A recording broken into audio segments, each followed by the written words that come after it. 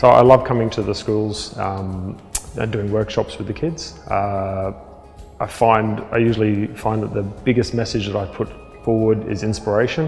If you're passionate about something, really stay with it and make it part of yourself, make it part of who you are. And then that will come through in your work, and then people will see that, and that connection will be formed through people seeing what you create. The Vikings that I paint have a furrowed brow, and it's kind of, I guess it's like a neutral face. Some people think, oh look, that's an angry Viking, or that's a sad Viking. I'm always inspired by other artists. I'm always inspired by movies and cartoons. I'm an avid cartoon watcher. I've got 4 kids. They don't watch the cartoons as much as me. A lot of the time I put the cartoons on and then they just join in and usually tell me to change the channel.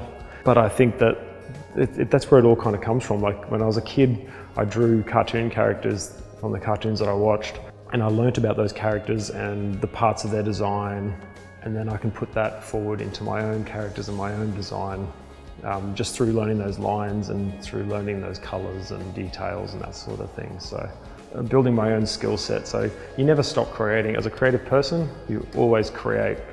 And I think as long as you're passionate about it and as long as it makes you happy, you're going to make other people happy, and you're going to continue to either inspire me or inspire somebody else, or just be an inspiration for the people around you. So yeah, don't stop creating.